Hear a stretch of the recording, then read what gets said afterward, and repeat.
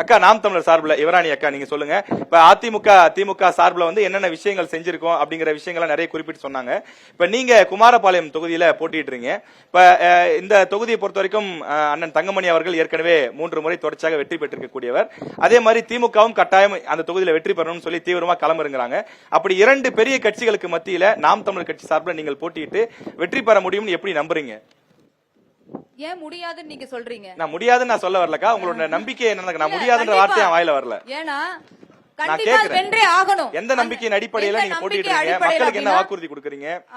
மக்கள் எப்படி உங்களை ஆதரிப்பு? ஏன்னா அண்ணா வந்து போட்டி இப்ப சொன்னாரு 3 முறை 5 ஆண்டுகள் சட்டமன்ற உறுப்பினராகவும் அமைச்சராகவும் இருந்து அந்த தொகுதிக்கு என்னெல்லாம் செஞ்சிருக்கேன் அப்படின்னு சொல்லி சொன்னாரு. அதே மாதிரி திமுக சார்பிலும் அந்த தொகுதிக்கு மட்டும் இல்ல மற்ற தொகுதிகளுக்கும் சேர்த்தே சொன்னாங்க. அப்ப மக்களுக்கு இவ்வளவு நல்லது செஞ்சிருக்கிறோம், அப்ப மக்கள் வந்து எங்களுக்கு தான் ஓட்டு போடுவாங்கன்னு திமுகவும் அதிமுகவும் திடமா நம்புறாங்க.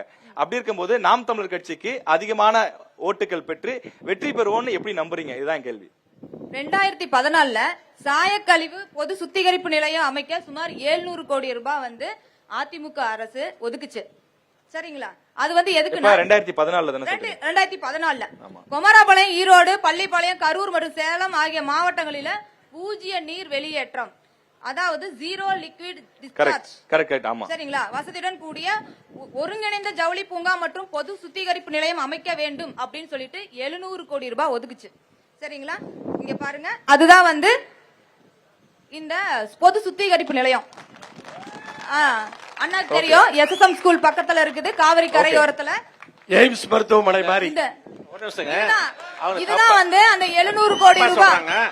இங்க பாருங்க, பொது சுத்திகரிப்பு நிலையம் அமைக்கப்பட்டது 700 கோடி ரூபாய்.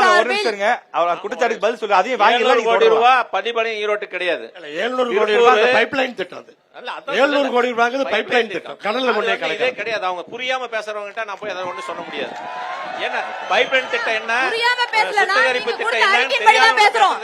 நீங்க கொடுத்த அறிக்கை படி தான் பேசுறோம். அது ஒத்துக்க முடியுமா? ஆனா ஆட்சியாளர்களுக்கு புரியாம இருக்கு. ஒரே நிமிஷம் அது சொல்லிடுறேங்க. இல்ல கீழ இருந்து யாரும் பேசாதீங்க ப்ளீஸ். கீழ இருந்து யாரும் பேச யாருக்கும் அனுமதி இல்ல. இவ்வளவு நேரம் இந்த நிகழ்ச்சி வந்து ரொம்ப ஆரோக்கியமா போயிட்டு இருக்கு. அண்ணனும் கொள்கை ரீதியா மாறுபட்டு இருந்தாலும் கூட ரொம்ப சூப்பரா இந்த மாவட்டத்துக்கு நாங்க என்ன கொண்டு வந்தோம் ஆரோக்கியம் விவாதம் பண்றோம். இந்த மாதிரி விவாதம் தான் தேவை. இந்த நிகழ்ச்சியோட நோக்கமாக தான் எல்லாருக்கும் சமமான வாய்ப்பு. அவங்க பேசுவாங்க.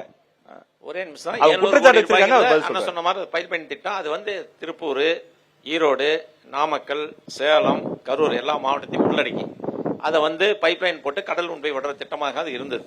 அதற்கு பின்னால் பல்வேறு சோதனையின் காரணமாக, பல்வேறு போராட்டத்தின் காரணமாக மாவட்டத்திற்கு ஒரு சுத்திகரிப்பு நிலையம் அமைக்க வேண்டும் என்பதற்காக நாமக்கல் மாவட்டத்திற்கு மட்டும்தான் இருக்கின்ற மாவட்டத்திலேயே அம்மா அவர்கள் முதலாக 50 கோடி ரூபாய் நிதியை ஒதுக்கினார்கள். அந்த நிதிக்காக குமராபாளையத்தில் கிட்டத்தட்ட 60 ஏக்கர் இடம் வாங்கப்பட்டு ப்ரொபோசல் அனுப்பப்பட்டு டெல்லி செல்லப்பட்டது. ஆட்சி மாற்றத்தின் காரணமாக அது நிற்கின்றது.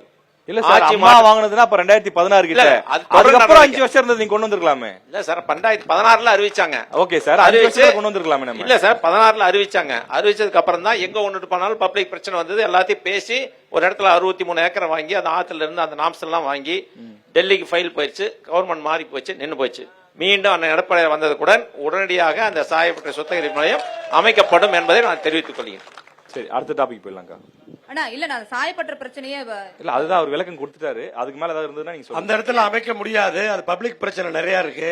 அதனால அமைக்க முடியும்னு சொல்றது நம்பிக்கையானதா இல்ல.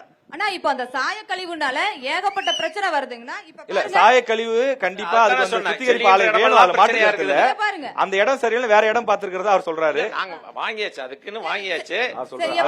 மக்கள் விடுற மாதிரி இல்ல. பாருங்க, இதுதான் எதிர்கட்சிக்கிறது. வரத விடுறதுக்கு இல்ல அப்படின்னா நாங்க எல்லாரும் சேர்ந்து அது கொண்டு வருவோம்னு சொன்னா பரவாயில்ல. மக்களுக்கு பாதிப்பு இல்லாம நாங்கள் கொண்டு வருவோம் அப்படின்னு சொன்னா அது வந்து அந்த இடத்துல சாத்தியமா தெரியலங்கிறதா சொல்றேன். எனக்கு தெரிஞ்சு அவங்க பேசுறத சொல்றேன். என்னை விட அதிகமாக படித்தவர், என்னை விட விவரம் அதிகமாக தெரிஞ்சவரா இருக்கலாம் படிப்புல. அப்படி இருக்கும்போது நாங்க எல்லாம் சேர்ந்து இந்த தொழில் அவரும் அந்த உங்களுக்கு ஐஸ் வச்சு ஒரே நிமிஷம் சார், ஒரே நிமிஷம். அவரும் அந்த பகுதியில் தான் இருக்கிறாரு. அந்த தொழில் நல்லா இருக்கணும்னு எல்லாருமே நினைக்கிறோம். எதிர்கட்சி மாதிரி பேசக்கூடாது. அவர் வந்து கூட்டணியில வேணா இருக்கலாம், ஆனா இங்க தொழில் இங்கதான் யதார்த்தத்தை சொல்லுகிறேன்.